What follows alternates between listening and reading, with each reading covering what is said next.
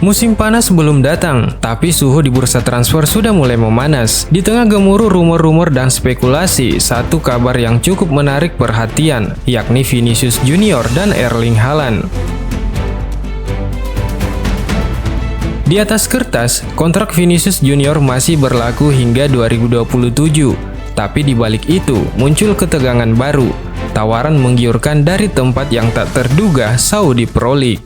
Sejak musim panas lalu, ketertarikan dari klub-klub Timur Tengah terhadap Vinicius bukan lagi sekedar isapan jempol belaka. Bahkan, beberapa sumber menyebutkan perwakilan sang pemain sudah melakukan pembicaraan dengan utusan dari Arab Saudi, termasuk dalam sebuah pertemuan rahasia di Praha pada Februari lalu. Apa yang ditawarkan bukan main-main, gaji selangit senilai 1 miliar euro atau setara dengan 18,6 triliun rupiah dan biaya transfer yang bisa mencapai 300 juta euro atau setara dengan 5,6 triliun rupiah. Angka-angka fantastis yang mampu mengguncang siapa saja.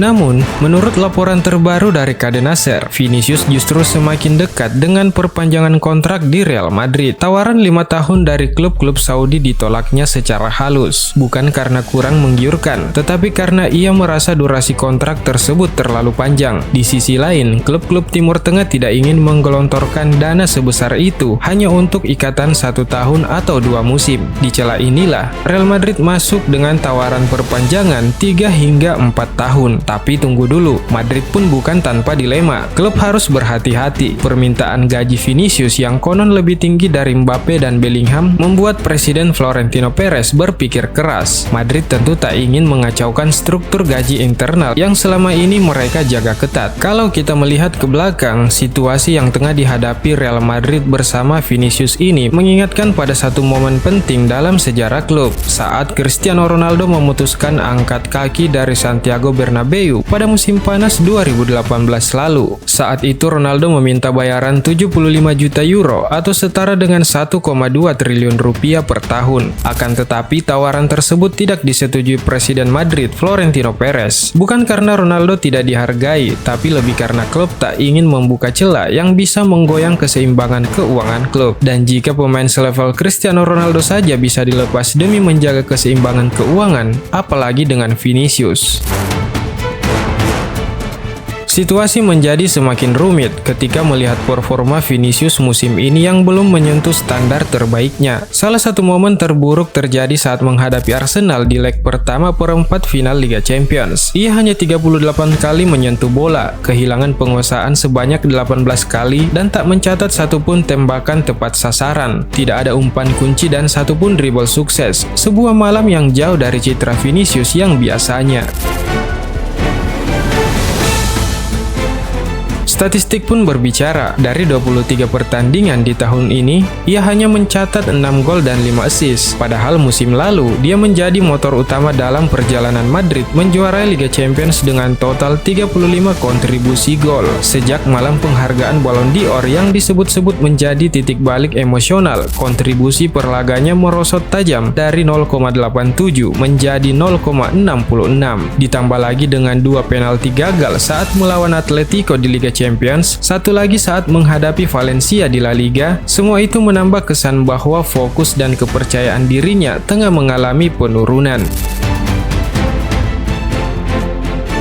Kini, Carlo Ancelotti atau siapapun yang akan memimpin ruang ganti Los Blancos musim depan dihadapkan pada tantangan berat. Bagaimana menyatukan dua bintang besar, Vinicius dan Kylian Mbappe, dalam satu sistem yang harmonis. Hingga kini, kolaborasi keduanya masih belum menemukan keseimbangan di atas lapangan. Dalam tekanan tinggi dan ekspektasi tak pernah reda di Santiago Bernabeu, masa depan Vinicius masih menjadi misteri besar. Apakah dia akan bertahan dan kembali menjadi ikon generasi baru Madrid? Ataukah saga ini akan berakhir dengan langkah mengejutkan ke Timur Tengah?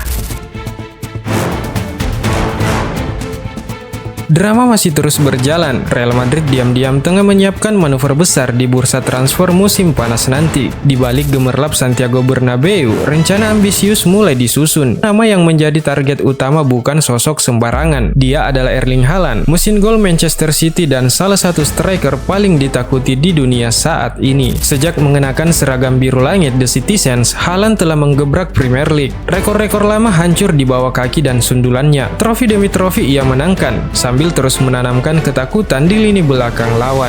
Wajar saja jika klub-klub elit Eropa tergoda, tapi kali ini yang paling serius adalah Real Madrid. Menurut laporan dari Sky Sport Jerman, Los Blancos tengah menyusun strategi untuk mendatangkan Haaland ke ibu kota Spanyol. Alasannya cukup jelas, masa depan Vinicius Junior tengah digantung ketidakpastian. Proses negosiasi kontraknya disebut-sebut berjalan alot, dan jika Madrid pada akhirnya melepas sang winger, mereka sudah menyiapkan skenario besar. Mbappe akan digeser ke kiri dan nomor 9 akan diserahkan kepada Erling Haaland. Sebuah skema yang terdengar mengerikan bagi lawan dan menggoda bagi para Madridistas.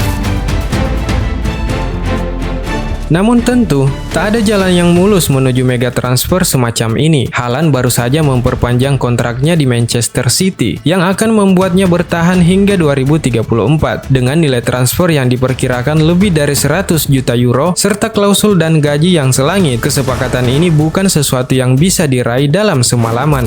Tapi Madrid punya sejarah menghadirkan bintang dari mimpi menjadi kenyataan, dan kabar baiknya, Haaland disebut tak menutup pintu. Ia sudah lama menyimpan keinginan untuk menjajal La Liga. Bermain di Bernabeu mengenakan seragam putih ikonik itu bukan tak mungkin menjadi tantangan yang menggoda bagi Erling Haaland. Kini, semuanya bergantung pada satu hal. Apakah Real Madrid cukup berani untuk menggebrak, dan apakah Manchester City siap melepas salah satu harta paling berharganya? Musim panas belum tiba, tapi aroma transfer blockbuster sudah mulai terasa, dan seperti biasa, Real Madrid ada di tengah panggung.